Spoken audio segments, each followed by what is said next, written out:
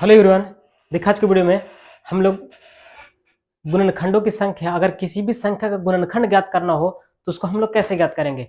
जैसे यहाँ पे अगर मान लिया जाए कि यहाँ पे लिए है कि गुणनखंडों की संख्या, गुणनखंडों की संख्या, जैसे यहाँ पे एक प्रश्न लिए है कि यहाँ पे 12, तो 12 का जितने भी गुणनखंड है कि 12 कौन कौन सी संख्या से कटेगा, मतलब कितने नंबर ऑफ फैक्टर गुणनखंडों की संख्या हम लोग कैसे ज्ञात करेंगे उसको समझेंगे। जैसे यहाँ पे अगर हम सिंपली देखा जाए कि 12 1 से भी कटेगा, 2 से भी कटेगा, 3 से भी कटेगा और 4 से भी कटेगा और 6 से भी कटेगा और 12 से भी कटेगा। तो 1 2 3 4 5 और 6, तो इसका जो है ना नंबर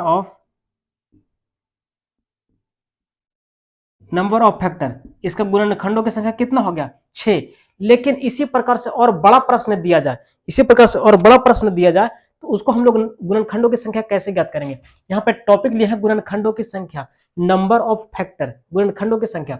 जैसे यहाँ पे तो ये 18 का 12 हो गया, और हम जैसे लेते हैं कि यहाँ पे इसको इरेज करते हैं और समझते हैं कि यहाँ पे जैसे यहाँ पे 12 का हम लोग लिया तो 1 से भी कटेगा, 2 से भी कटेगा, 3 से भी कटेगा, 4 से भी, 6 से और 12 से। लेकिन अगर यहाँ पे अगर 120 दे दिया जाए तो 120 अगर हम लेंगे तो उसको हम लोग पैसा कैसे पता करेंगे कि नंबर ऑफ फैक्टर कैसे ज्ञात करेंगे। जैसे यहाँ पे हम एक छोटा सा लेते हैं और इसे छोटा लेते हैं, पहले हम 18 लेते हैं, तो इसका फैक्टर कैसे ज्ञात करेंगे। अगर ऐसे हम लोग सिंपली कर देते हैं तो 1 से भी कटेगा, 2 से भी कटेगा, 3 से भी कटेगा और 6 से भी कटेगा। 1 से भी 2 3 6, उसके बाद 9 और उसके बाद 18, ये सब संख्या से ये 18 कटेगा। तो ये नंबर ऑफ फैक्टर इस प्रकार से 1 2 3 4 5 6, तो इसका गुणनखंडों की संख्या कितना हो गया 6, क्योंकि 1 से भी कटेगा, ये 2 से भी कटेगा, 18, 3 से भी कटेगा, 6 से भी और 9 से भी और 18 से भी।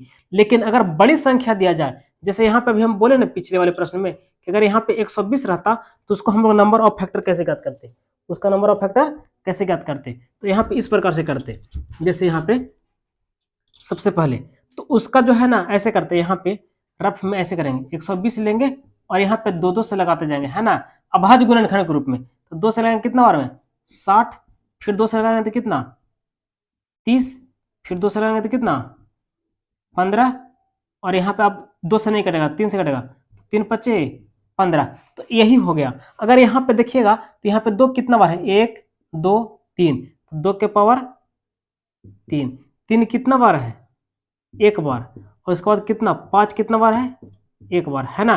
तो यहाँ पे हमको नंबर ऑफ फैक्टर ज्ञात करना है, नंबर ऑफ क्या ज्ञात करना है, नंबर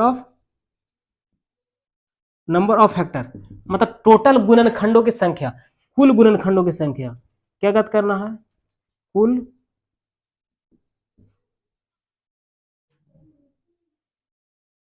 कुल गुणनखंडों की संख्या।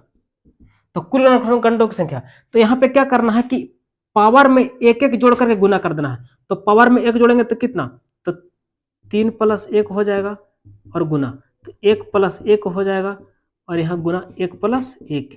यहाँ पे ध्यान देना है कि कभी भी किसी भी संख्या का अगर नंबर ऑफ मतलब फैक्टर मतलब गुणनखंडों की संख्या ज्ञात करना है तो सबसे पहले अभाज्य फैक्टर के रूप में लिखेंगे। तो 2 कितना बार है 3 बार, 2 के पावर 3, 3 कितना बार है 1 बार, तो 3 के पावर 1, 5 कितना बार 1 बार, तो 5 के पावर 1, और सबके पावर में 1 जोड़ना है। तो 3 अब 1, 1 अब 1 और 1 अब 1, तो यहाँ पे कितना 3 अब 1 4, गुना कर देना है, 1 अब 1 2 और 1 अब 1 2, तो 4 दूनी 8, 8 दूनी 16, तो इसका जो गुणनखंडों की संख्या कितना हो गया 16। इसी प्रकार से हम लोग बनाते हैं और इरेज करते हैं और नेक्स्ट प्रश्न समझते हैं।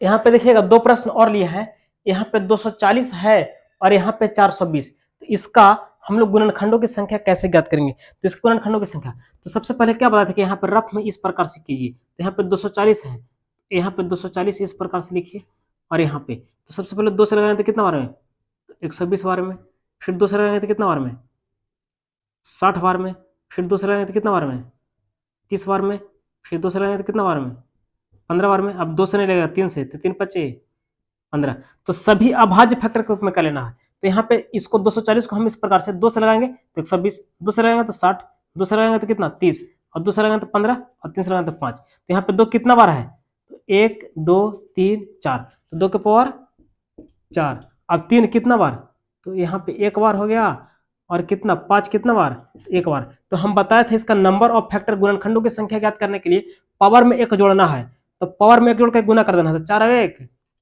5, 1 अब 1 2, और 1 अब 1 2, अब गुना कर देना है सबको। पावर में एक जोड़ करके गुना कर देना है, तो कितना हो गया, 5 दूनी 10, 10 दूनी 20। इसका गुणनखंडों की संख्या कितना हो गया, 20। इसी प्रकार से हम लोग बनाते हैं कि नंबर ऑफ फैक्टर इसी प्रकार से ज्ञात करते हैं। जैसे यहाँ पे 420 है, तो 420 को उसी प्रकार से यहाँ पे लिखेंगे। कैसे, यहाँ पे उसी प्रकार से 420 यहाँ पे लिखेंगे, और उसी प्रकार से तो कितना 2 से, तो कितना बार में 210 हो जाएगा, है ना। और यहाँ पे फिर 2 से लगाएंगे तो कितना 105 हो जाएगा। लेकिन अब यहाँ पे 105 हो गया, तो 105 तो 2 से नहीं कटेगा, तो कितना से 3 से कटेगा, हाँ 3 से कटेगा 35 बार में। और फिर यहाँ पे कितना 5 से कटेगा, तो 5 सत्ते 35। अब और नहीं कटेगा, तो यहाँ पे 2 कितना बार है, 2 बार, तो 2 के पावर 2 यहाँ पे लिखेंगे। और उसके बाद 3 कितना बार है, 1 बार, तो 3 के पावर 1। और यहाँ 5 कितना बार, तो 5 के पावर 1।